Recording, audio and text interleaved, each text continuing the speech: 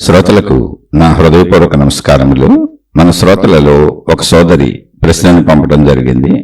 ఆ ప్రశ్న, జన్మరాహిత్య స్థితి అవ్యక్తములో విలీనం అయిపోతుందా?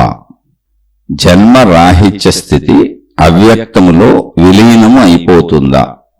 ఈ ప్రశ్న వీరు ఆధ్యాత్మిక చదువు ఛానల్లో 76వ శీర్షిక జన్మరాహిత్యము మోక్షము ఒక్కటేనా అనేటువంటి ఆ శీర్షికను విని అక్కడ వీరు జన్మరాహిత్య స్థితి అవ్యక్తములో విలీనమవుతుందా అనేటువంటి సందేహాన్ని వెల్లబుచ్చారు.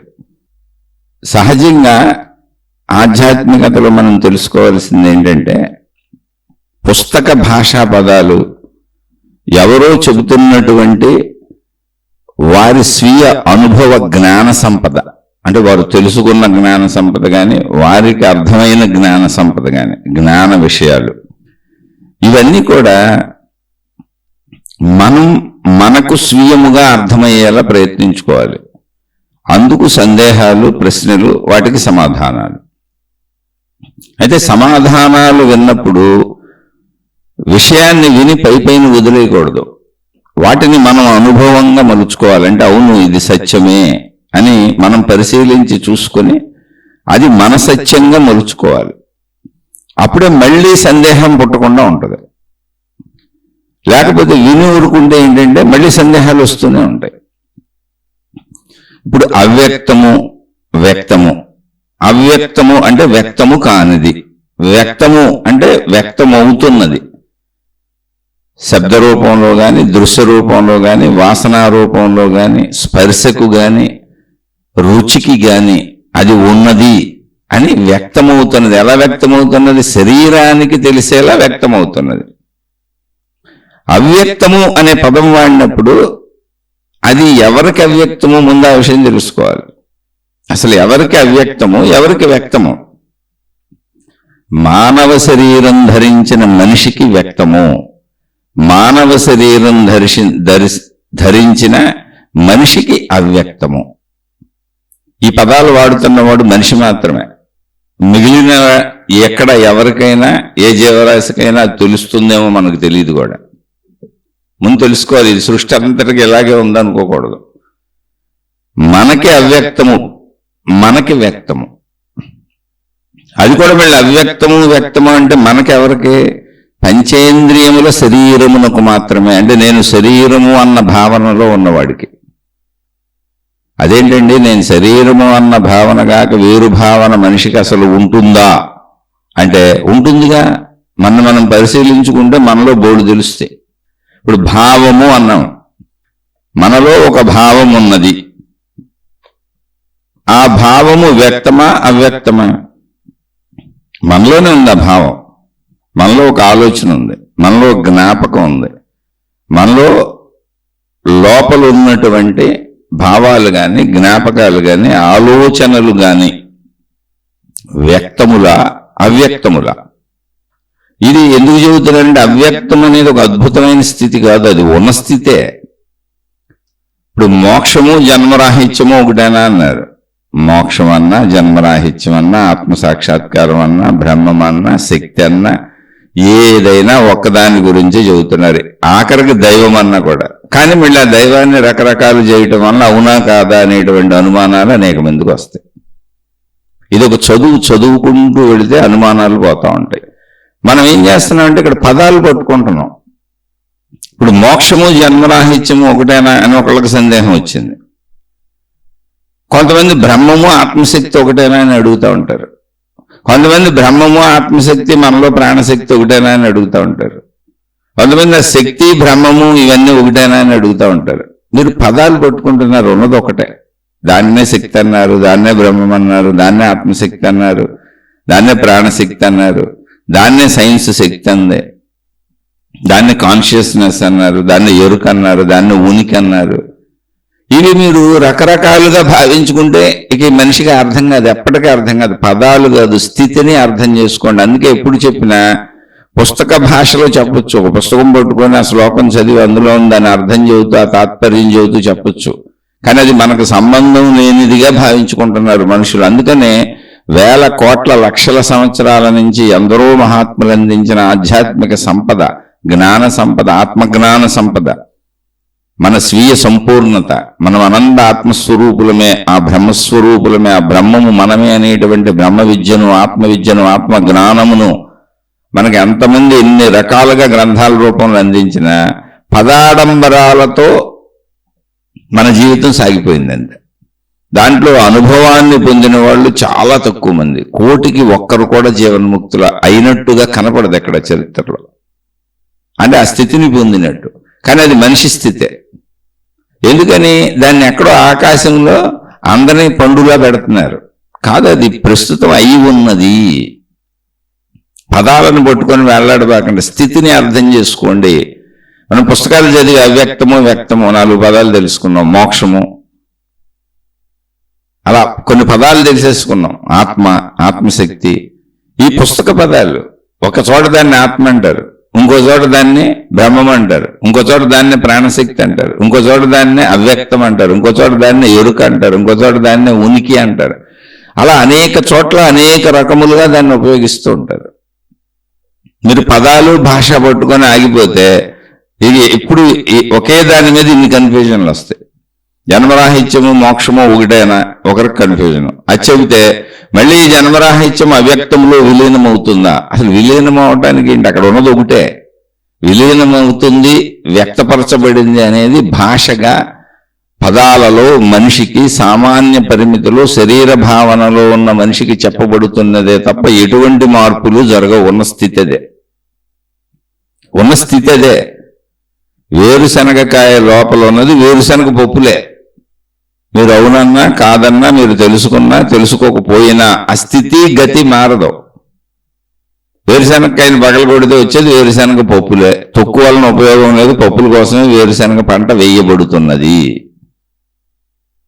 అలాగే చెరుకులో రసం కనపడదు, దాన్ని పీల్చి పిప్పి చేస్తే రసం బయటకు వచ్చేస్తుంది. మీకు తెలిసినా తెలియపోయిన సత్యాలు మారవ, స్థితులు అలాగే ఉన్నాయి. మీరు ఆ స్థితులను గమనించండి, అది చెప్పేది. వ్యక్తము అవ్యక్తము అనేది ఏమి లేదు, ఒక మనిషికి అర్థం అవ్వటానికి చెప్పబడుతున్న స్థితి. కానీ ఆ స్థితి మారలేదు, సత్యం అలాగే ఉంది. వేరుశనక్కాయ అలాగే ఉంది, అందులో పప్పులు అలాగే ఉన్నాయి, చెరుకు అలాగే ఉంది, అందులో రసం అలాగే ఉంది, విత్తనాలు అలాగే ఉన్నాయి, అందులో వృక్షాలు అలాగే ఉన్నాయి. అవన్నీ ఆయా స్థితులలో వృక్షములు అవుతాయి. ఆ స్థితులు సమకూరినప్పుడు వృక్షములు అవుతాయి. ఇంతకుముందు అనేక శీర్షికల్లో, ముందు శీర్షికల్లో చెప్పుకుంటూ వస్తున్నాం. పాలలోనే మేగడ ఉన్నది, పెరుగు ఉన్నది, మజ్జిగ ఉన్నది, వెన్న ఉన్నది, నెయ్యి ఉన్నది. కానీ ఉన్నది కనపడుతుందా అంటే ఆయా స్థితి మార్పులకు కనపడుతుంది. ఏ స్థితిలో ఉన్నప్పుడు ఆ స్థితి అనుభవం అవుతుంది, మరో వేరు స్థితులు అనుభవం అవ్వవు. కానీ అన్ని స్థితులు అక్కడే ఉన్నాయి, పాలలోనే అన్ని స్థితులు ఉన్నాయి. మీరు పెరుగు స్థితికి వెళ్తే పాలు తెలియదు, నెయ్యి స్థితికి వెళ్తే పాలు తెలియదు. ఏ స్థితికి వెళ్ళినా మిగిలిన స్థితులు ఏవి తెలియవు. ఎందుకంటే ఒక స్థితిని మీరు సత్యం అనుకొని అందులో ఉండిపోయారు, నెయ్యి స్థితి సత్యం అనుకొని అందులో ఉండిపోయారు. దానికి ఆధారత ఏంటి అని జ్ఞానంలోకి వెళ్ళినప్పుడు పాలే, పెరుగే, వెన్నే, మేగడే, మజ్జిగే ఏది తెలుస్తుంది. మజ్జిగ స్థితిలో ఉన్నప్పుడు మిగిలిన స్థితులు కనపడవు, ఆధారత ఏంటని వెతికినప్పుడు తెలుస్తుంది. అందుకని స్థితులన్నీ అక్కడే ఉన్నాయి, అవి అలాగే ఉన్నాయి, మార్పులు చెందేది ఏమి లేదు. అవ్యక్తము లేదు, వ్యక్తము లేదు. అవ్యక్తమే వ్యక్తముగా ఉన్నది, వ్యక్తమే అవ్యక్తముగా ఉన్నది. రెండు ఉండవు. మీరు ఇప్పుడు ఏదో తెలిసేసుకుని మోక్షాన్ని పొందటం అనేది ఉండదు. పొందటం అంటే మీరు ఇప్పటి వరకు లేని దానిని ఇంకొక దాన్ని పొందుతారు, అటువంటి స్థితి ఉండదు.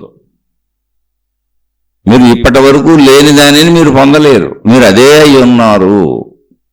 తత్వమసి, నువ్వు అదే అయి ఉన్నావు అని మహాత్ములు చెబుతున్నారు. ఏదై ఉన్నానండి, నువ్వు దేనిని దేవుడని ఆరాధిస్తున్నావో, దేవతని ఆరాధిస్తున్నావో, దేని కొరకు మతము, ఆచారము, సాంప్రదాయము, పద్ధతి, విధానములను పాటిస్తున్నావో నువ్వు అదే అయి ఉన్నావు. దేనిని నీవు విశ్వశక్తి అనుకుంటున్నావో, సృష్టి శక్తి అనుకుంటున్నావో, ప్రాణశక్తి అనుకుంటున్నావో, అన్నింటిలో ఉన్న శక్తి అనుకుంటున్నావో నువ్వు అదే అయి ఉన్నావు. ఇప్పుడు కూడా నువ్వు తెలుసుకున్నా తెలుసుకోకపోయినా అదే అయి ఉన్నావు. ఇక్కడ సృష్టిని వ్యక్తముగా అంటే ఎవరికి? మనిషికి. మళ్ళీ మనిషికి అన్నప్పుడు శరీరమునకు పంచేంద్రియములకు శబ్ద స్పర్శ రూప రస గంధములుగా వ్యక్తీకరించబడుతూ కనపడుతున్నది. మనిషి శరీరమునకు కనపడుతున్నది సృష్టి, అది మనకు కనపడుతున్నది. అందుకని వ్యక్తము అని పేరు మనం పెట్టుకున్నాం. ఇప్పుడు ఒక దోమకి ఒక మనిషిలా కనపడ్డావు, ఒక చీమకి మనిషిలా కనపడ్డావు. అనేక బ్యాక్టీరియా జీవులకి మనుషులు, ఇతర జంతువులు, పెద్ద సైజు జంతువులన్నీ సంపూర్ణ ఆకృతిలో మనుషులుగా జంతువులుగా తెలియదు. వాటి విధానం వేరుగా ఉంటుంది, వాటికి ఎలా తెలియబడుతుంది అనే విధానం వేరుగా ఉంటుంది. అలాగే మనిషికి కూడా మనలో ఉన్నటువంటి శరీర నిర్మాణములో మొత్తం మాంసముగా, ఎముకలుగా, మజ్జగా, వీర్యముగా, రక్తముగా మనకు అనిపిస్తున్నటువంటి ఈ శరీరం అంతా కూడా కణముల సముదాయము, అణువుల సముదాయము. అంటే విడివిడి అణువులు, విడివిడి కణములు. అణువులు అన్నవే, కణములు అన్నవి. ఇసుక రేణువుల కంటే 1,00,000 వంతు చిన్నవి. కొలిచి చెప్పావా అనబాకండి, అర్థం అవడానికి చెప్పానండి. అందుకని మనకు అవి కనపడవు, మన కన్ను వాటిని చూడలేదు, ఆ కణముల స్పర్శ మనకు తెలియదు. మన లోపల శరీర అవయములలో జరుగుతున్న మార్పుల స్పర్శ అసలు మనకు తెలియదు, మనకు బయట స్పర్శ తెలుస్తుంది. లోపల జరిగే ఆ స్పర్శ తెలియదు, ఆ శబ్దము తెలియదు. శరీరంలో నిరంతరం పెద్ద ప్రాసెస్ జరిగిపోతుంది. మనం తిన్న ఆహారం సుమారుగా 7-8 గంటల పచనం అవుతుంది. అది కూడా మనం తిన్నదే మామూలు సాధారణ ఆహారం అయితే. ఆ పచనం అవడానికి అద్భుతమైన ప్రక్రియలు జరుగుతాయి. మనలో కెమికల్స్ రిలీజ్ అవుతాయి, యాసిడ్ కంటే పవర్ఫుల్ కెమికల్స్ రిలీజ్ అవుతాయి, అనేక రకాల కెమికల్స్ రిలీజ్ అవుతాయి. శరీరాన్ని పచనం చేసేస్తాయి, ఆ ఆహారాన్ని పచనం చేసేస్తాయి. పచనం చేసిన ఆహారాన్ని రక్తంగా మార్చి శరీరము మళ్ళీ ఆ రక్తాన్ని శక్తిగా మార్చుకుంటుంది, మాంసంగా మార్చుకుంటుంది. మాంసంగా మారడానికి ముందు రక్తంగా మారిందంతా ద్రవము కాదు, కణజాలము. ఎంత సూక్ష్మ కణజాలము అదంటే మన కంటికి ద్రవము వలె కనిపిస్తుంది, కానీ అన్ని అణువులే, కణములే. అవి అలా మళ్ళీ కొంచెం ఘనీభవత్వాన్ని పొందుతూ అదంతా శరీరంలో ఉంది, మాంసముగా, ఎముకలుగా, మజ్జగా, వీర్యముగా మారుతుంది. వీర్యము కూడా మనకి ద్రవ పదార్థంలా కనపడుతుంది, కానీ అది మొత్తం కణజాలమే. మాంసము కణజాలమే, ఎముకలు కణజాలమే. మన శరీరం అంతా కణాల సముదాయము. అవి మనకు తెలుసా? కనపట్ల. మనం చూడలేం. మనం చూడగలిగింది మాంసాన్ని, ఎముకల్ని, వీటిని. కణాలు కలయిక, కణములు విడివిడిగా దర్శించగలిగిన స్థితిలో లేవు, అతి సూక్ష్మముగా ఉన్నాయి. అలాగే బ్యాక్టీరియా అనేటువంటి జీవులు ఈ విశ్వములో కోటాను ఉన్నాయి. వైరస్ క్రిములు అంటారు, బ్యాక్టీరియా అంటారు. అసలు మన కంటికి కనపడవు. అవి కోటాను ఉన్నాయి, 1 కాదు 2 కాదు. కానీ అవి కనపడవు కనుక లేవు అనుకొని మనం జీవించుకుంటూ వెళ్ళిపోతున్నాం. అందుకని వ్యక్తం అంటే ఏంటి, అవ్యక్తం అంటే ఏంటి తెలుసుకోండి. వ్యక్తము మనిషికి కనపడేది. ఇప్పుడు బ్యాక్టీరియా మనకు కనపడలేదుగా, అది అవ్యక్తమే, కానీ ఉంది, జీవి. అది మైక్రోస్కోప్ కానీ చూడొచ్చు దాన్ని. మనకి ఇంతకు ముందే కరోనా అనేది వచ్చింది.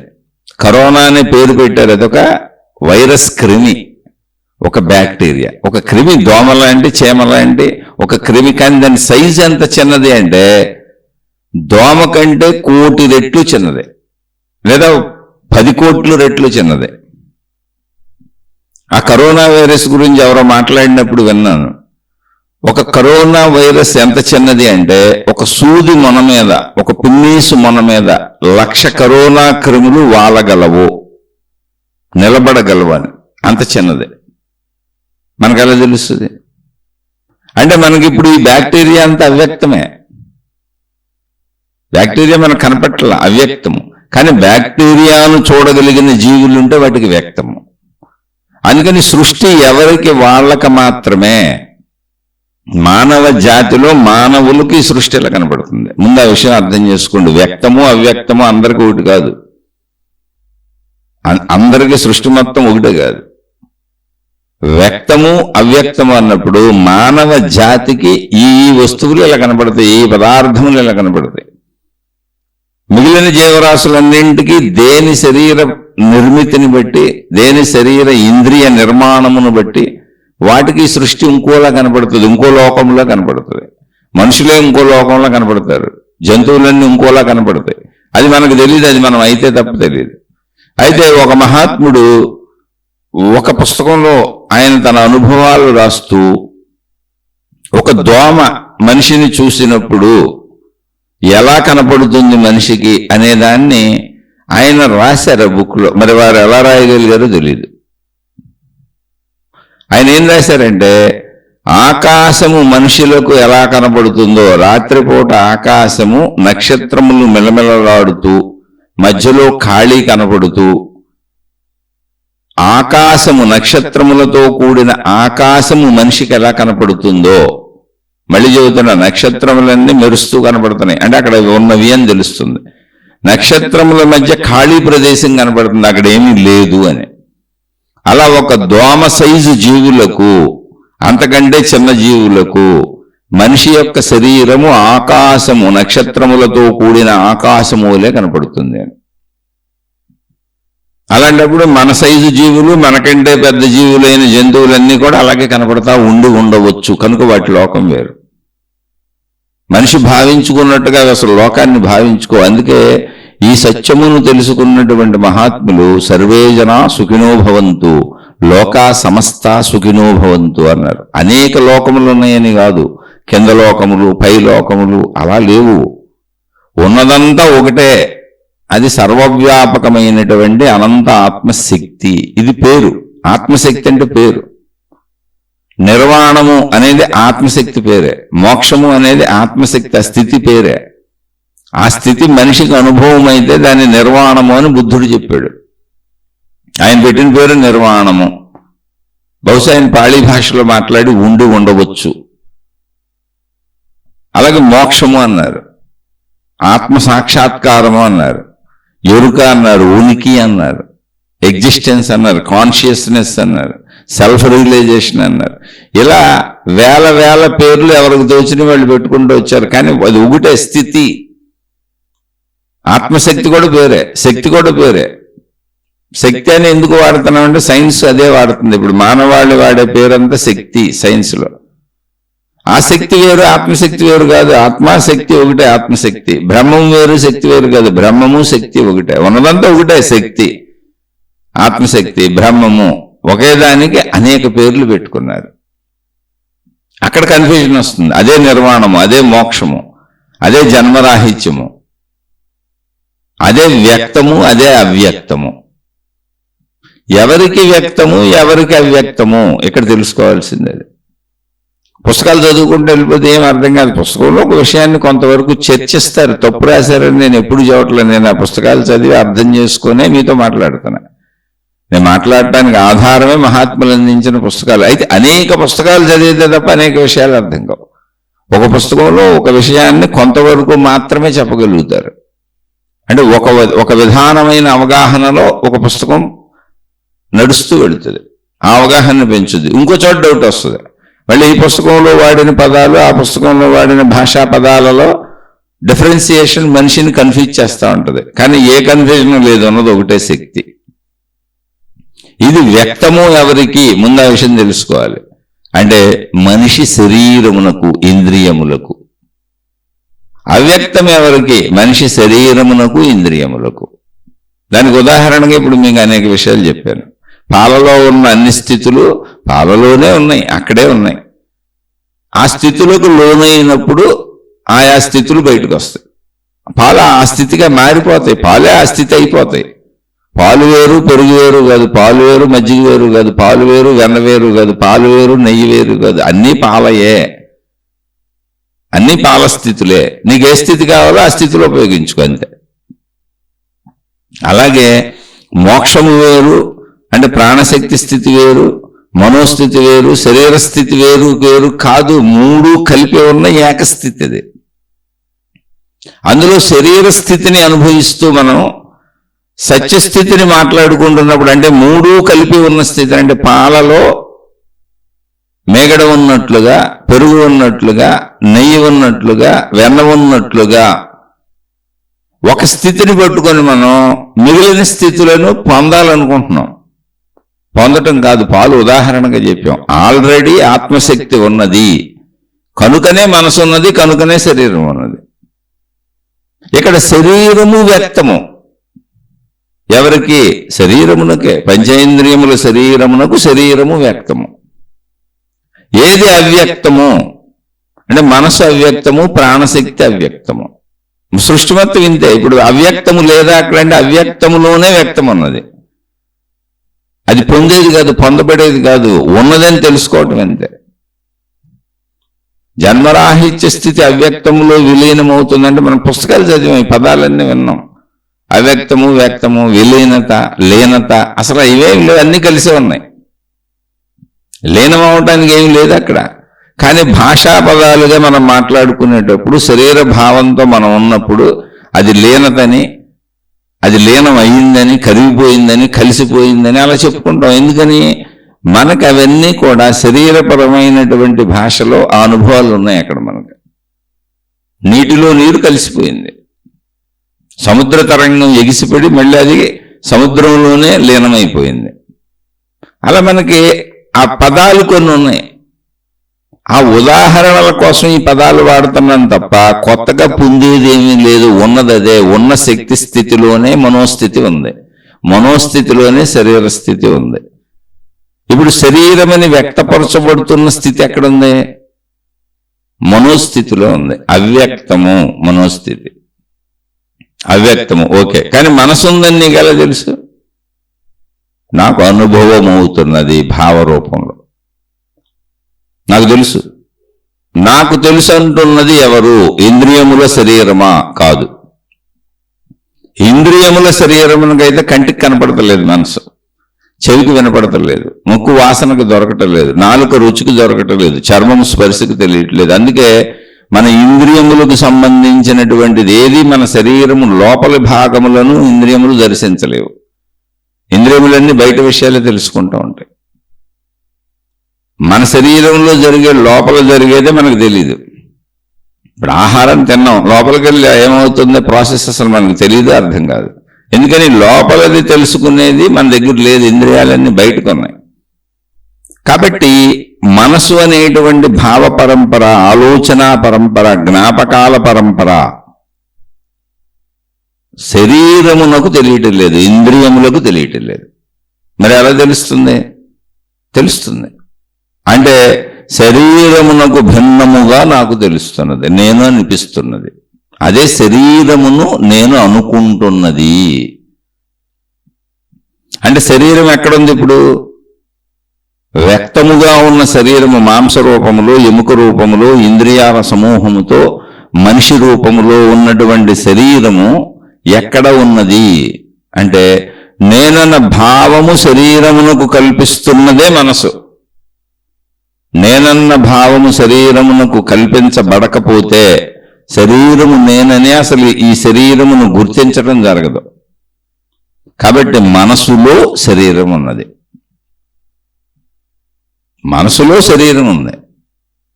మనసు ఏంటి? అవ్యక్తము అంటే శరీరమునకు వ్యక్తము కాదు, కానీ మనసు వ్యక్తమే. నాకు తెలుసు, ఉన్నదని తెలుస్తుంది. ఇప్పుడు మనసు దేనికి వ్యక్తము?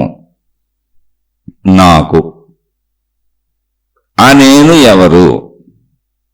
శరీరమా? కాదు. శరీరానికి అసలు మనసు వ్యక్తమే కాదు, కనపడదుగా. శరీరమునకు వ్యక్తమేంటి? కనపడేది, వినపడేది, వాసనకు దొరికేది, రుచికి దొరికేది, స్పర్శకి దొరికేది.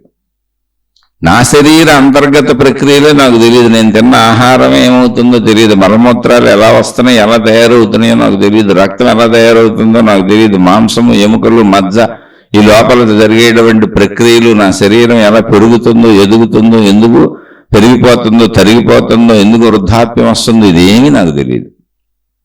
అసలు ప్రాసెస్సే నాకు తెలియదు. నాకు తెలిసిందంతా బయటదే. కాబట్టి శరీరమునకు తెలిసినది వ్యక్తము, ఇంద్రియములకు తెలుస్తున్నది వ్యక్తము. అది సృష్టి తెలుస్తుంది వ్యక్తము. శరీరములకు శరీరము తెలుస్తుంది ఇంద్రియముల ద్వారా, అది వ్యక్తము.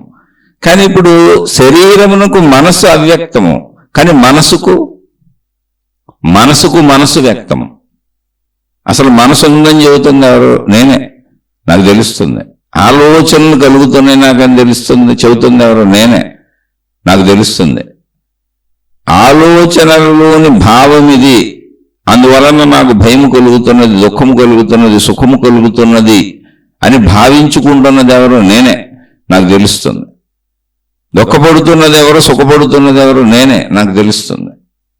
బంధములు ఏర్పరుచుకుంటుంది ఎవరు? నేను, నావి, నాది అనేటువంటి, నా వాళ్ళు అనేటువంటి బంధములు, బాంధవ్యములు ఏర్పరచుకొని వాటి ద్వారా సుఖ దుఃఖములకు లోనవుతున్నది ఎవరు? నేనే, నాకు తెలుస్తుంది. ఆ నేనెవరు? దాన్ని మనసు అన్నాను. అంటే మనసుగా నాకు మనసు వ్యక్తము. మీ మనసు నాకు వ్యక్తము కాదు, నా మనసు మీకు వ్యక్తము కాదు.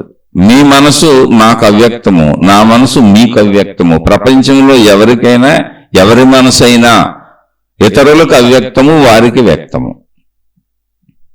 శరీరమునకు శరీరములు వ్యక్తము. ఎటువంటి శరీరములు? మళ్ళీ మానవ శరీర నిర్మాణమునకు. ఇప్పుడు దోమ, చీమ కంటే చిన్నమైన బ్యాక్టీరియాలు మనకు తెలియదు.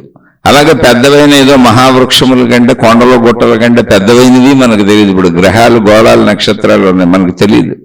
వాటి సైజును చూడగలిగిన సమర్థత మనకు లేదు. మనమే ఒక భూమిని, ఒక గ్రహంలో ఉన్న చిన్న ధూళి కణం. అంటే అతి ఘనమైనవి దర్శించలేను, అతి పెద్దవి దర్శించలేను, అతి చిన్నవి దర్శించలేను.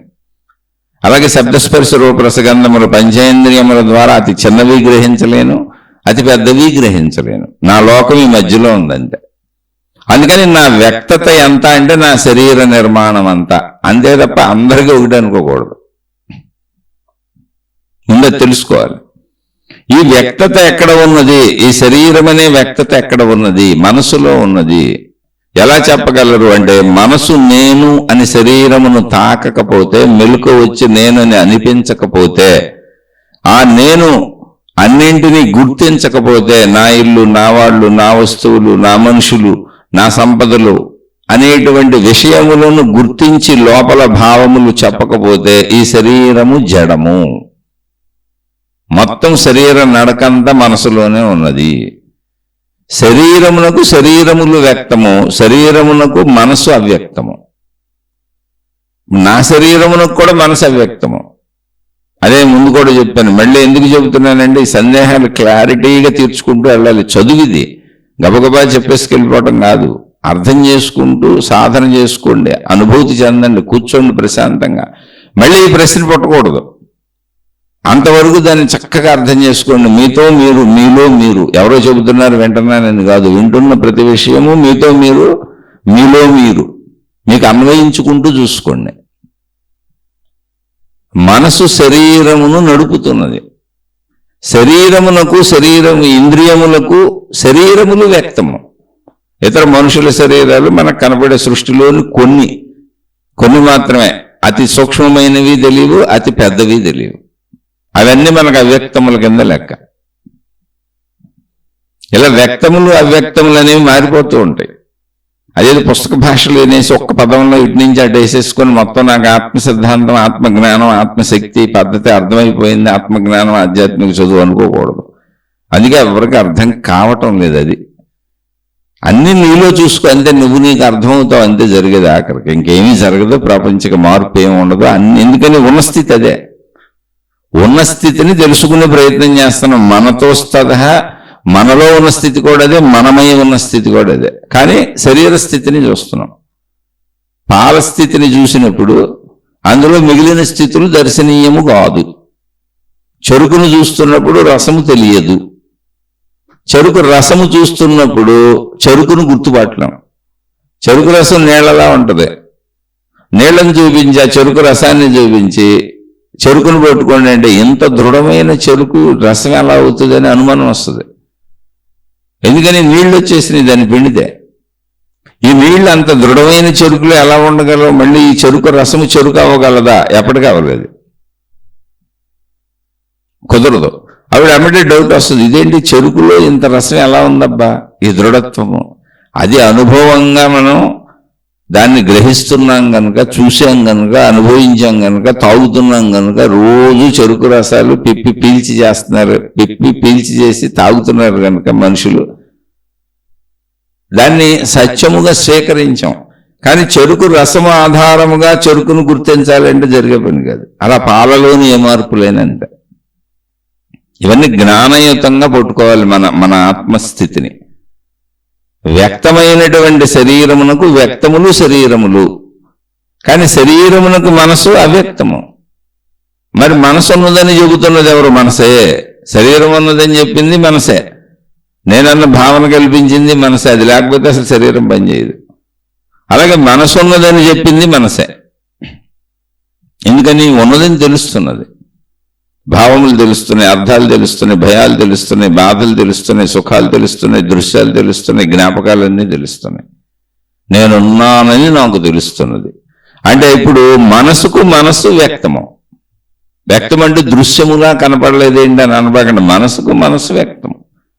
అందుకని మనోఊహలు సత్యముగా భావించుకొని, అంటే మనసుకు సంబంధించిన మనో విషయములు, భావాలు సత్యముగా భావించుకొని ఒత్తిడికి, స్ట్రెస్కి, యాంగ్జైటీకి ఏమైపోద్దో అనుకుంటూ బతుకుతూ ఉంటాం. లేదా మనోకల్పనల్లో, ఊహల్లో గాలిలో మేడలు కడతాం, పేక మేడలు కడతారంటారు. అలా ఊహాత్మకంగా బ్రతుకుతూ ఉంటారు కొంతమంది. ఇదంతా మనసు. మనసుకు మనసు వ్యక్తము, శరీరమునకు మనసు అవ్యక్తము. ఓకే, ఇప్పుడు మనసు అర్థమైందిగా. ఇప్పుడు అసలు ఈ మనసు ఎలా ఉన్నది ప్రతిసారి చెప్పుకుంటున్నాం. మనసు ఎలా తయారైంది, ఎలా ఉన్నది అంటే బిడ్డ పుట్టినప్పుడు అక్కడి నుంచే పట్టుకోగలం మనం. మాతృగర్భంలోంచి బిడ్డ బయటికి వచ్చి బిడ్డ పుట్టినప్పుడు బిడ్డలో ఏమున్నది? బిడ్డలో ప్రాణం ఉన్నది, శరీరం ఉన్నది.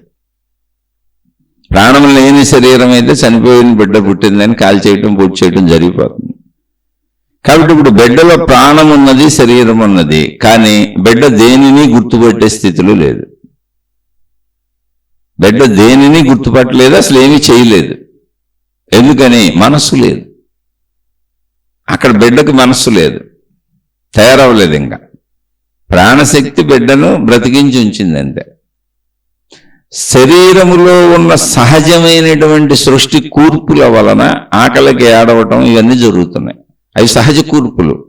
శబ్దస్పర్శ రూపరసగంధముల పనితీరు శరీరంలో ఉంది, ఆకలి శరీరంలో ఉంది. వీటన్నింటి వలన మలమూత్ర విసర్జనలు అన్ని ఆటోమేటిక్గా జరిగిపోయే సిస్టమ్ శరీరంలో ఉంది. అక్కడి నుంచి ఇంకా బిడ్డ అన్నింటినీ గ్రహించటం మొదలుపెట్టింది. శరీరము ద్వారా ప్రాణశక్తి ఉండటం వలన పనిచేస్తుంది అనమాట ఇప్పుడు శరీరం. అలా గ్రహించిన విషయాలు మనసు అయిందంతే. అంటే ఇప్పుడు మనసు ఎలా ఉన్నది? ప్రాణశక్తి ప్లస్ శరీరముతో మనం గ్రహించిన విషయముల, అనుభవముల జస్ట్ జ్ఞాపకములు, గుర్తులు ఉన్నాయి అక్కడంతే. అక్కడ ఎటువంటి ఘన పదార్థము లేదు, అక్కడ ఘనత్వమే లేదు. అందుకని శరీరము పదార్థము గనుక, ఘనత్వము గనుక శరీరమునకు శరీరములు వ్యక్తము. మనసు ఘన పదార్థము కాదు గనుక, శక్తి స్వరూపము గనుక ఆ శక్తి స్వరూపములో, అనుభవ రూపములో, జ్ఞాపకాల రూపములో శరీరపర ప్రాపంచిక విషయములు నిక్షిప్తమై ఉన్నవి గనుక ఆ నిక్షిప్తమై ఉన్నటువంటి భాగం ఏదుందో ప్రాణశక్తిలో దానిని మాత్రమే మనసు అన్నాం. దానిని మాత్రమే. ఇప్పుడు పాలు నీళ్లు కలిపేశాం. పాలని 1 లీటర్ పాలల్లో గ్లాసు నీళ్లు పోసాం. ఇప్పుడు మొత్తం పాలుగానే కనబడతాయి. పాలు నీళ్లు వేరు చేయలేం, వేరు చేయటం కుదరదు, కలిసిపోయింది. ఇప్పుడు పాలు నీళ్లు వేరు చేయాలంటే పాలను మరగబెడుతూ ఉంటే నీళ్లు ఆవిరైపోతూ ఉంటాయి. పాలలో ఉన్న నీటి శాతం ఆవిరైపోతూ ఉంటుంది. ఇప్పుడు మనసులో, అంటే మీకు ఇది ఉదాహరణకు చెప్పాను, పాలు నీళ్లు కలిసిపోవటం అనేది. దాన్ని మళ్ళీ ఇక్కడ పోల్చుకోకండి, పోలికల్ని సత్యంగా తీసుకోకండి. అర్థం అవడానికి పోలికలు చెబుతారు, కానీ ఈ స్థితిని ఈ స్థితిగానే అర్థం చేసుకోండి. పోలికల స్థితులన్నీ బాహ్య ప్రపంచంలో ఉన్న వస్తువులవి. అవి ఆత్మశక్తి పోలికకు అసలు సరిపోవు. కానీ అలా పోల్చుకొని వెళ్తే తప్ప దారి లేదు మనకు. భాషా పదాలు అలాగే అంతే చెప్పగలం, అవే ఉదాహరణలు చెప్పగలం. కానీ శక్తి అలా లేదు, సర్వవ్యాపకమైనది. పరిమిత భావనలో ఉన్న మనిషికి పరిమిత భావనలో ఉన్న పరిమిత విషయముల చేత ఉదాహరణలు చెప్పుకుంటూ అర్థం చేసుకునే ప్రయత్నం చేస్తున్నాం తప్ప ఉదాహరణలు సత్యం కాదు. ఆ ఉదాహరణల ద్వారా అయినా సత్యస్థితిని కొంతవరకైనా అర్థం చేసుకోగలమేమో అనే ప్రయత్నం. పాలు నీళ్లు కలిసిపోయిన విధముగా మనసు ప్రాణశక్తి కలిసిపోయి ఉన్నాయి. అంటే మనసు అంటే శరీర సంబంధ, శరీరము గ్రహించిన, ఇంద్రియములు గ్రహించిన, అనుభవించిన ప్రాపంచిక విషయములు ప్రాణశక్తిలో కలిసిపోయి ఉన్నాయి, పాలు నీళ్ళ వలె. అది మనసు. అందుకని మనసుకు వ్యక్తము. నా మనసులో ఏముందో నాకు తెలుసు, అన్నీ తెలుసు. మనసు ఎప్పుడు మనసుకు వ్యక్తమే. నా మనసులో ఏముందో నాకు సర్వము తెలుసు. మనసు శరీరమునకు అవ్యక్తము. శరీరము మనసుకు వ్యక్తమా కాదా అంటే మనసుకు శరీరము వ్యక్తము. మనసే శరీరాన్ని నడిపేది, కానీ శరీరమునకు మనసు అవ్యక్తము. మనసుకు శరీరము వ్యక్తము, మనసుకు మనసు వ్యక్తము. శరీరమునకు మనసు అవ్యక్తము. కాబట్టి అవ్యక్తములో విలీనమైపోతుందంటే ఏ అవ్యక్తములో అది తెలుసుకోండి ముందు. భాషా పదాలు, పుస్తక పదాలు పట్టుకు వెళ్ళిపోవటం కాదు. అవ్యక్తం అనేది, వ్యక్తం అనేది మనిషి శరీరమునకు సంబంధించి మాత్రమే మనం మాట్లాడుతున్నాం. ఇప్పుడు మనసునకు వ్యక్తము. నేను నాకున్నానని తెలుస్తుంది. కళ్ళు మూసు కూర్చున్నా, శరీరంతో ఏ పని చేయలే, ధ్యాన ముద్రలో కూర్చున్నా, నాకు అన్నీ తెలుస్తున్నాయి. ఉన్నానని తెలుస్తుంది, నా లోపల భావాలు తెలుస్తున్నాయి, ఎరుకు తెలుస్తుంది, భావోద్వేగాలు తెలుస్తున్నాయి, కదలికలు తెలుస్తున్నాయి, నా మనసంతా నాకు తెలుస్తుంది మొత్తం. అంటే మనసు ఉన్నదని తెలుసు, మనసుకు శరీరం ఉన్నదని కూడా తెలుసు, శరీరం ఎలా ఉందో కూడా తెలుసు. కానీ శరీరమునకు మనసు ఎలా ఉన్నదో తెలియదు, మనసు ఎందుకు ఉన్నదో కూడా తెలియదు. ఎందుకంటే మనసు చెప్పకపోతే శరీరమునకు అసలు ఎంటిటీ లేదు, ఎగ్జిస్టెన్స్ లేదు, నేనన్న భావన పుట్టదు. కాబట్టి శరీరమునకు మనసు అవ్యక్తము, మనసుకు మనసు వ్యక్తము, శరీరము వ్యక్తము. అంటే పాఠము లాగానే తిప్పి తిప్పి చెబుతున్నా, ఏదో చెప్పుకుంటూ వెళ్ళిపోదామని కాదు, ఇది అర్థం అవ్వాలని. ఇప్పుడు మనసుగా నాకు అది వ్యక్తమే, అవ్యక్తము కాదు అసలు, అది శరీరమునకు అవ్యక్తము. అందుకని శరీరధారులకు చెప్పబడుతున్నప్పుడు వ్యక్తము అవ్యక్తం అని చెబుతారు. కానీ పరిశీలించుకుంటూ వెళ్తే ఉండేది ఒకటే, అక్కడ అవ్యక్తము లేదు, వ్యక్తము లేదు, రెండు ఉంటే అది ఆత్మ అవదశలు, శక్తి అవదశలు, అది ఏకము, ఏకత్వము. పని పరిశీలించుకుంటూ వెళ్ళి తెలుస్తుంది. ఇప్పుడు మనసులో ఏమున్నాయి? శరీర సంబంధిత ప్రాపంచిక విషయాలు కదా. అవన్నీ తీసేస్తే, పాలలోంచి నీటిని తీసేస్తే, తీయగలిగితే, ఒట్టి పాలే ఉండిపోతే, అలాగే ఒట్టి ప్రాణశక్తి ఉంటే విషయాలన్నీ తీసేస్తే, ప్యూర్ ప్రాణశక్తి ఉంటే అందులో విషయములు లేకపోతే తీసేసి చూస్తే, విషయములు ఏంటి? అన్నీ కంటి ద్వారా చూసినవి, చెవి ద్వారా విన్నవి, ముక్కు ద్వారా వాసన చూసినవి, చర్మం ద్వారా స్పర్శతో తెలుసుకున్నవి, పంచేంద్రియములు, విషయములు అన్ని పరిమితంగా ఉంటాయి, కొద్ది కొద్దిగా ఉంటాయి. అందుకే ఒక్కొక్కటే విడివిడిగా ఉంటాయి. మన ఆలోచనలు ఏంటంటే మన పనులు ఏంటంటే మొత్తం ఈ విడివిడిగా ఉన్నటువంటి ఆలోచనల, జ్ఞాపకముల, భావముల, అనుభవముల సముదాయమును మొత్తం తీసేస్తే అక్కడ ఇప్పుడు విడివిడిగా ఉండేది ఏమన్నా ఉందా? పరిమితంగా ఉండేది ఏమన్నా ఉందా? సుఖ దుఃఖములకు సంబంధించింది ఏమన్నా ఉందా అంటే ఏమీ ఉండదు. ప్రాణశక్తి ఉంది. ఇప్పుడు అది ఎలా ఉన్నది? ఇప్పుడు ఒక చెట్టు అనేటువంటిది లోపల గుర్తుంది అనుకోండి. ఒక చెట్టుకు ఒక పరిమితి ఉంది, దానికి రంగు ఉంది, రుచి ఉంది, వాసన ఉంది, దానికి అన్నీ ఉన్నాయి. కానీ ప్రాణశక్తికి చెట్టును తీసేసినప్పుడు, ఇప్పుడు ఆ చెట్టును తీసేసాం ప్రాణశక్తి నుంచి, అక్కడ ఏముంది? ఇప్పుడు అక్కడ ఏమీ లేదు. మరి ప్రాణశక్తి ఎలా ఉన్నది? ఎంత ఉన్నది అంటే నిరాకారము, నిర్గుణము, అఖండము, అనంతము, సర్వవ్యాపకము ఉన్నదంటే అదే. అందులోనే మనసు ఏర్పడుతున్నది. అందులో ఏర్పడుతున్న మనసు ఎలా ఏర్పడుతున్నది? శరీరము యొక్క కదలికల వలన, శరీరము యొక్క అనుభవముల వలన, శరీరము వలన.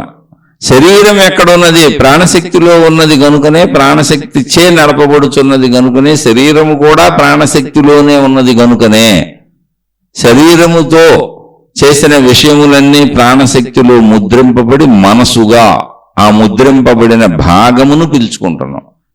అంటే శరీరమునకు సంబంధించిన ప్రాణశక్తి పేరు మనసు, ప్రపంచమునకు సంబంధించిన ప్రాణశక్తి పేరు మనసు. అందులో ప్రపంచమును శరీరమును తీసివేస్తే ఉన్నది ప్రాణశక్తి. అప్పుడు ప్రాణాన్ని ఎందుకన్నామంటే శరీరమును బ్రతికించుతున్నది కనుక ప్రాణశక్తి అన్నాం. ఇప్పుడు శరీర సంబంధం పోయినప్పుడు అది శక్తి, మనో సంబంధం పోయినప్పుడు అది శక్తి. శక్తిగా అది రూపము లేనిది, పంచేంద్రియములకు అందేది కాదు. పంచేంద్రియములకు అసలు మనసే అందకపోతే శక్తి ఎక్కడ అందుద్ది? అందుకని అవ్యక్తం అన్నాం. పంచేంద్రియములకు అందనంత మాత్రాన్ని అది లేదా? మనసు ఉన్నదని మనసుకు తెలుస్తుందిగా, మనసు చెబుతుందిగా, నేను ఈ శరీరమును, ఈమె నా భార్య, ఇతను నా భర్త, వీళ్ళు నా పిల్లలు, ఇవి నా ఆస్తిపాస్తులు, ఇవి నా సంపదలు, ఇది నా ఊరు, ఇది నా ఇల్లు, ఇదంతా మనసు చెబితేనే తెలిసింది మనకు. నిద్రలో మనకు మనసు చెప్పట్లా, అప్పుడు తెలియట్లే. అలాగే మనసును తీసివేస్తే ఇంక చెప్పేది లేదు అక్కడ. ఇప్పుడు మనసును ఎప్పుడైతే తీసివేసామో శరీరాన్ని కూడా తీసేసినట్టు అయిపోద్ది. ఎందుకని మనసును తీసివేసినప్పుడు మనసే శరీరమునకు చెబుతుంది ఏమని? నేనని భావాన్ని కల్పిస్తుంది, పరిమిత భావాన్ని కల్పిస్తుంది, పరిమిత విషయాలను చెబుతుంది, ప్రపంచాన్ని చెబుతుంది. ఇప్పుడు మనసును తీసేస్తే ప్రపంచం ఎగిరిపోయింది, శరీరం ఎగిరిపోయింది, మనసు కూడా ఎగిరిపోయింది, తీసేసాంగా. నేనన్న భావన కూడా పోయింది. ఇప్పుడు ఏం మిగిలింది? ప్రాణశక్తి ఉందిగా అక్కడ. అసలు ప్రాణశక్తి ఉంటేనే మనిషి బతుకున్నాడు అంటున్నాం. అంటే ప్రాణశక్తి ఉన్నది. అది ఎలా ఉన్నది? శరీరములా లేదు, మనసులా లేదు, మనసులోని విషయములలా లేదు. అసలు మనసే ఎలా ఉందో తెలియదు. శక్తి స్వరూపం అన్నం ఉన్నదని తెలిసిందే. ఇప్పుడు మనసులోని విషయాలను కూడా తీసేస్తే ఒట్టి ప్రాణశక్తి ఎలా ఉన్నది? నిరాకారముగా ఉన్నది. ఓకే, పని ఏమన్నా గుణం ఉందా? నిర్గుణముగా ఉన్నది. పని దాని సైజు ఎంత ఉంది? అఖండము. ఓ చెట్ల పుట్ల ఎంత ఉందని చెప్పడానికి అఖండము. ఎక్కడ అది పరిమితిగా లేదు, ఖండముగా లేదు, అంటే పరిమితిగా లేదు. అందుకే దాన్ని అనంతము అన్నారు. ఉన్నదంతా అదే. సర్వవ్యాపకము అన్నారు. అవి ఎవరికి చెబుతున్నారు? శరీరంతో ఉన్న వాళ్ళకి చెబుతున్నారు. ఆత్మశక్తిగా ఇవన్నీ చెప్పక్కర్లా, అసలు ఆ పదాలు వాడక్కర్లా. ఆ పదాలు పట్టుకుంటే మరి మీరు కన్ఫ్యూజ్ అయిపోతారు. ఆ పదాలు చెబుతుంది శరీరానికి, ఆ పదాలు చెబుతుంది మనసుకి. కానీ శక్తిగా ఆ పదాలు చెప్పక్కర్లా, అది దాని స్వరూపం అంతే. దానికి అసలు ఏ పదము చెప్పక్కర్లా. మనసుకి శరీరానికి చెబుతున్నారు. అంటే మనసుకి ప్రాణశక్తి అవ్యక్తము. ఇప్పుడు మనసుకి ప్రాణశక్తి అవ్యక్తము. మనసుకి ఏం తెలుసు? నేను ఈ శరీరం అని తెలుసు, ప్రాపంచిక విషయాలు తెలుసు, నా భార్య పిల్లలు, నేను నాది నా వాడు తెలుసు, దృశ్యాలు తెలుసు, శబ్దాలు తెలుసు, స్పర్శలు తెలుసు, రుచులు తెలుసు, వాసనలు తెలుసు, అలా సృష్టి తెలుసు. మనసుకి అలా తెలుసు. కానీ మనసుకు ప్రాణశక్తి తెలుసా? మనసుకు ప్రాణశక్తి తెలుసా అంటే మనసుకు ప్రాణశక్తి అవ్యక్తము. మనసుకు మనసు వ్యక్తము, మనసుకు శరీరము వ్యక్తము, శరీరమునకు మనసు అవ్యక్తము. శరీరమునకు మనసే అవ్యక్తమైతే ప్రాణశక్తి శరీరమునకు వ్యక్తం ఎలా అవుతుంది? అవ్యక్తము. అందుకని అవ్యక్తం అన్నారు అక్కడ. శరీరములనే దర్శించగలదు. అందుకని శరీరమునకు సృష్టి వ్యక్తము, శరీరమునకు నా సొంత మనసే అవ్యక్తము. మనసుకు ప్రాణశక్తి వ్యక్తమా అవ్యక్తమా? మనసుకు ప్రాణశక్తి అవ్యక్తము. ఎందుకని? మనసులో నాకు తెలిసేవన్నీ పరిమిత భావాలే. నేను ఈ శరీరం అన్న పరిమిత భావంతో మొదలై నేను, నావి, నాది, నా వాళ్ళు అనేటువంటివి మనసుకు తెలుసు. మనసుకు తెలియదు. మనసుకు ప్రాణశక్తి అవ్యక్తము అని మీరు ఎలా చెప్పగలరు అంటే నిద్రాస్థితి అది మనకి ప్రకృతి ఆల్రెడీ పెట్టేసింది. ఉన్న స్థితుల్లోంచి మనుషులు దీన్ని కనుక్కున్నారు. ఏ అద్భుతాలు, మహిమలు, మాయలు జరగలేదు. ఇది ఒక చదువులో చదువుకున్నారు. అది మనకు ఉన్న స్థితి అదే. ఏ దేవుడు పైనుంచి వచ్చి మహిమలు మాయలుగా నెత్తిమే చేయబెట్టి గిరగరా తిప్పేసి మోక్షాలను ఇవ్వలేదు, స్థితులు అర్థమయ్యేటి చేయలేదు, అలాంటివి జరగవు, అలాంటివి జరుగుతావని చెప్పేవాళ్ళ మాటలు అసలు నమ్మకండి, జీవితాలు సర్వనాశనం అయిపోతాయి. మీ స్వతః స్థితిని మీరు కోల్పోతున్నారు. అది మీ స్వతః స్థితి. మనందరికీ స్వతః స్థితి. అందుకనే అది నీవే అయి ఉన్నావు అని చెప్పారు మహాత్ములు. నువ్వే అయి ఉన్నదాన్ని నువ్వని తెలుసుకుంటే సరిపోయేదానికి గందరగోళం అంతా ఎందుకు అని చెబుతున్నారు మహాత్ములు. అదే ఆత్మజ్ఞాన చదువు, ఆధ్యాత్మిక చదువు, సూటి మార్గము. నీలోకి నువ్వు ప్రయాణించి నీ అనంతత్వాన్ని, నీ సంపూర్ణతని తెలుసుకునే సూటి మార్గము. ఇప్పుడు మనసుకు ప్రాణశక్తి అవ్యక్తము. ఎందుకని? ప్రాణశక్తి యొక్క స్థితి మనసుకు తెలియదు. ఎందుకని? అసలు ప్రాణశక్తిలోనే మనసు ఏర్పడింది కనుక. మనసు అంటే ప్రాణశక్తిలో నిక్షిప్తమైన, ముద్రింపబడిన, ప్రాణశక్తిని అంటుకున్న, ప్రాణశక్తిలో కలపబడిన శరీరపరమైన, ఇంద్రియపరమైన ప్రాపంచిక విషయముల సంయోగము అంతే. అది మనస్సు. ఇప్పుడు అందులో విషయాలన్నీ తీసేస్తే శరీర భావం కూడా ఎగిరిపోద్ది. అందుకే నిద్రాస్థితిలో నేనన్న భావం కూడా నాకు లేదు. దానంతటా అదే జరుగుతుంది. అది సృష్టి చేసిన ఏర్పాటు. ఎందుకు ఏంటని మళ్ళీ అడగకండి. దానంతటా అదే జరిగే స్థితి నుంచే మెలకువలో నేను ప్రాణశక్తిని, ఆత్మశక్తిని, బ్రహ్మమును అని అనేక పేర్లు పెట్టుకొని, నిర్వాణమైన ఒకళ్ళు, మోక్షమైన ఒకళ్ళు, ఎవరి భాషలో వాళ్ళు పేర్లు పెట్టుకుని ఆ స్థితిని అనుభవం చెందారు. మనం ఆ పేర్లన్నీ పట్టుకొని తిరుగుతున్నాం, అవ్యక్తం వ్యక్తం అని. కానీ అనుభవానికి వెళ్ళటం లేదు. అనుభవానికి వెళ్తే అసలు పేర్లు ఉండవు అక్కడ. నిద్రాస్థితిలో నేనే లేను, నా పేరే లేదు, నా ఊరే లేదు, నా ఇల్లే లేదు, ఏమీ లేదు అక్కడ.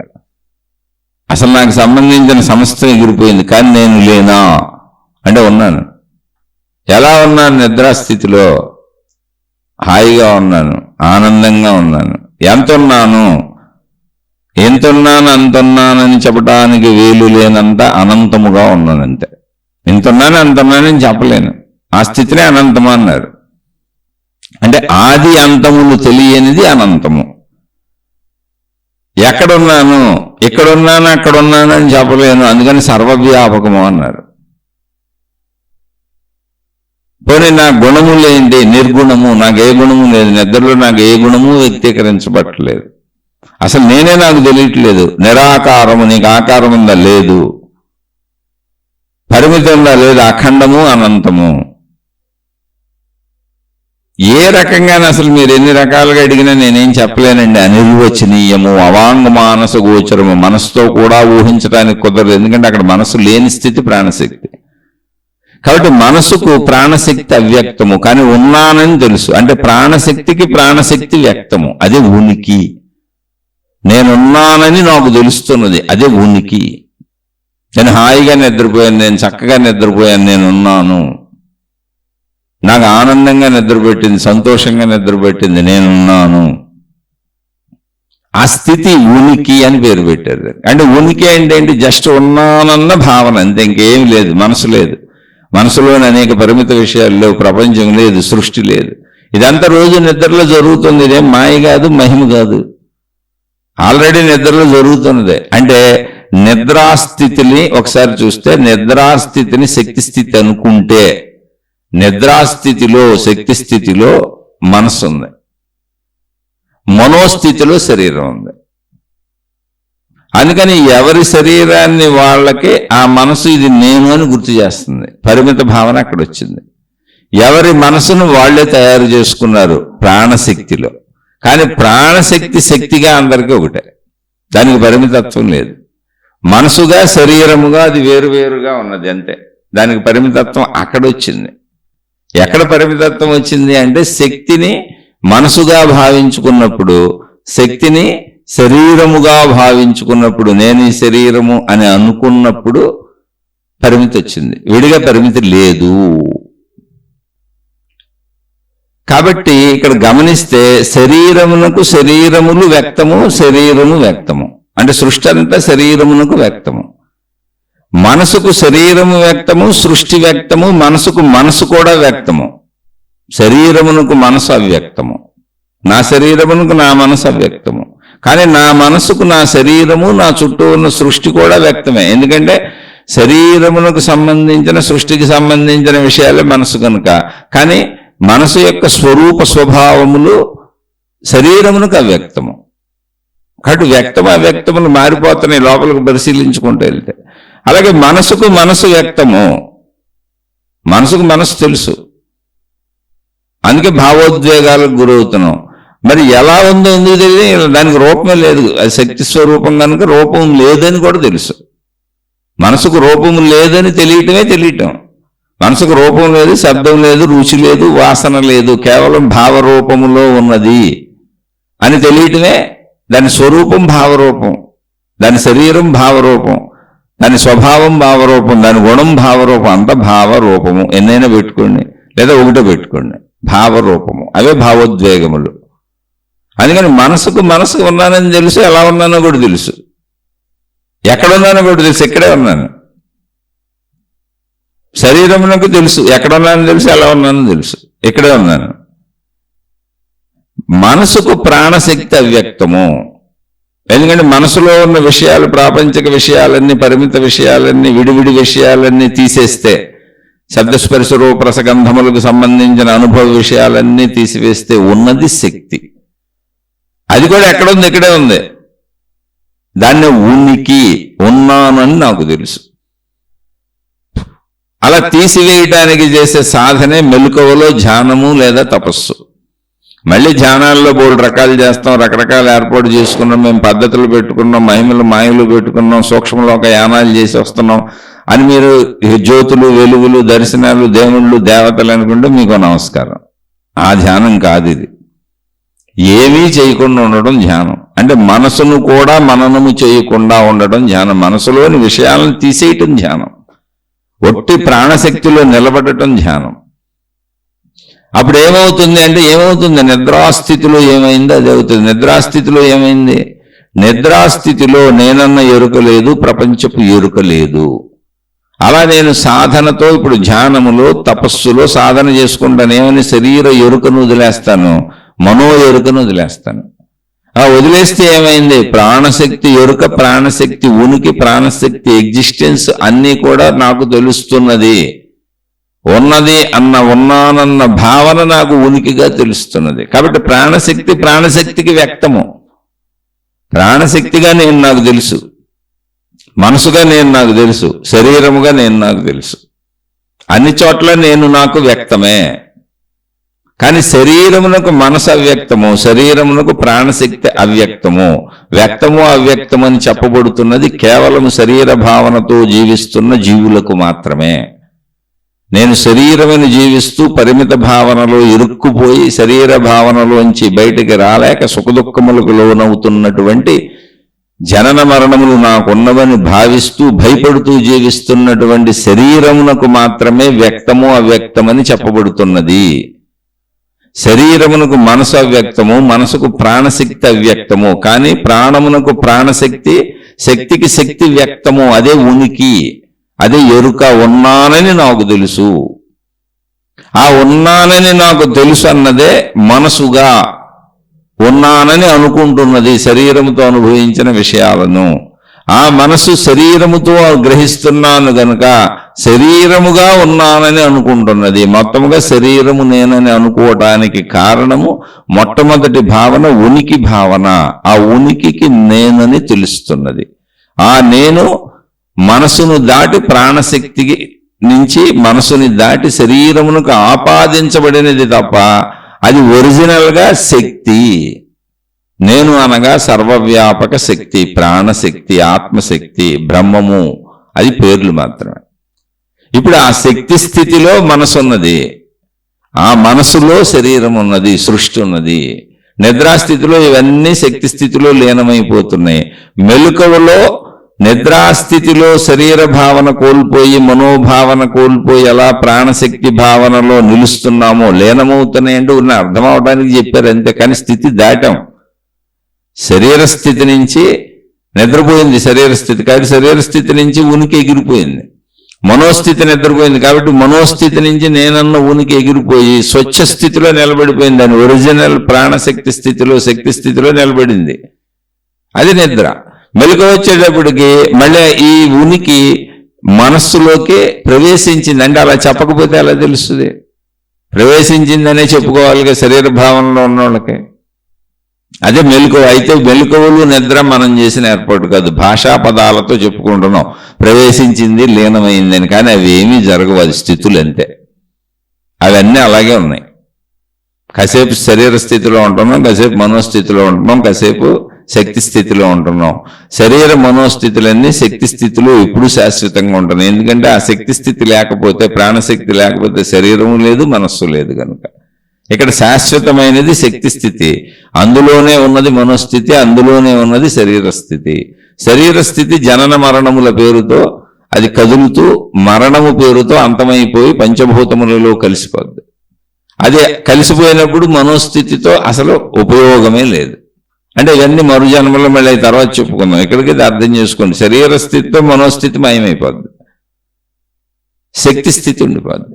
కాబట్టి శక్తి స్థితిగా ఉనికి, ఎరుక, ఎగ్జిస్టెన్స్, నేను అన్న భావన ఏదుందో దాన్ని ధ్యానములో తపస్సులో సాధన చేసుకుని శరీర స్థితిని దాటి మనోస్థితిని దాటి అంటే వదిలి, అవి అక్కడే ఉన్నాయి కానీ నేను వదిలేను.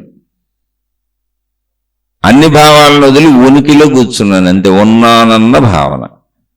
అప్పుడు ప్రాణశక్తి స్థితి ప్రాణశక్తికి వ్యక్తమే. అదే ఉన్నానన్న భావన, ఉనికి భావన, ఎగ్జిస్టెన్స్ భావన, సజీవత్వపు భావన. కాబట్టి శక్తి శక్తికి తెలుసు, మనసు మనసుకు తెలుసు, శరీరము శరీరమునకు తెలుసు. శక్తికి మనసు తెలుసు, శరీరము తెలుసు, సర్వము తెలుసు. కానీ ఉన్నదంతా శక్తే గనుక తన గురించి తాను తన ఉనికిలో ఉంటది. ఇంకా తెలుసుకోవడానికి ప్రత్యేకత ఏమి లేదు, ఉన్నదంతా శక్తే.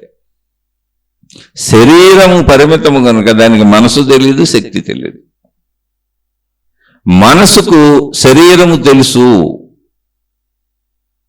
ఎందుకంటే మనసు శరీరమును నేనని చెబుతుంది.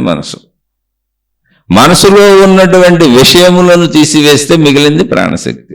ఆ విషయం మనసుకు కూడా తెలియదు, విషయాలు తీసివేయాలంటే. అప్పుడు మిగిలింది ప్రాణశక్తి. ప్రాణశక్తికి ప్రాణశక్తి తెలుసు. ఇప్పుడు ఈ స్థితులు ఏం మారవు. మనం కాసేపు అది దానంతటది నిద్రలోకి వెళ్తున్నాం కదా, కాసేపు శరీర స్థితిలో ఉండడం, కాసేపు మనోస్థితిలో ఉండడం, ఊహలు, భయాలు, ఆందోళనలు అన్నీ అవే. తర్వాత నిద్రలోకి వెళ్తున్నాం. ఇది సృష్టి సహజంగా జరుగుతుంది, దాన్ని మెలకువలో తెచ్చుకుంటాం అంతే, అంతకు మించి ఏమీ లేదు. కాబట్టి ఇక్కడ వ్యక్తము అవ్యక్తము అనే పదములు, అవ్యక్తం అనేది శరీరమునకు చెప్పబడుతుంది, వ్యక్తము అనేది శరీరమునకు చెప్పబడుతుంది. కానీ అన్నీ వ్యక్తములే. ప్రాణశక్తి స్థితి, ఆత్మశక్తి స్థితి ఆ స్థితికి వ్యక్తమే, మనోస్థితి మనస్సుకు వ్యక్తమే, శరీర స్థితికి శరీరము వ్యక్తమే. అసలు అవ్యక్తం అనేది లేదు, ఉన్నదంతా వ్యక్తమే. ఇక్కడ ఉన్నదంతా వ్యక్తమే. మీరు ఆలోచించుకోండి, మళ్ళీ ఏమైనా అనుమానం వస్తే అడగండి, అర్థం కాకపోతే అడగండి, మళ్ళీ విశ్లేషించుకునే ప్రయత్నం చేద్దాం. కానీ భాషా పదాలతో, పుస్తక భాషా పదాలతో, ఎవరో చెప్పిన పదాలతో, పదాడంబరాలతో కాదు, అందులోని అర్థంతో అన్వయించుకోండి. పదాలు మనిషిని కన్ఫ్యూజ్ చేస్తే, ఒకే విషయానికి అనేక పదాలు, ఒకే సందర్భానికి అనేక పదాలు మనుషులు వాడుతూ ఉంటారు. అందుకని ఆ పదాలలోని అర్థాన్ని, స్థితిని, గతిని అర్థం చేసుకునే ప్రయత్నం చేయండి. అర్థమై ఆచరించుకున్న వాళ్ళు సందేహం వస్తే అడగండి, మళ్ళీ చెప్పుకునే ప్రయత్నం చేద్దాం. నచ్చని వాళ్ళు, ఇది అర్థం కాని వాళ్ళు దయచేసి నన్ను క్షమించి వదిలివేసి, నేను అతి సామాన్యుడును, మీ మార్గాల్లో మీరు హాయిగా సాగిపోండి. శుభమస్తు. మీకు, మీ కుటుంబ సభ్యులకు మేలు చేకూరుగాక. మరొక కొత్త శీర్షికతో కలుసుకుందాం.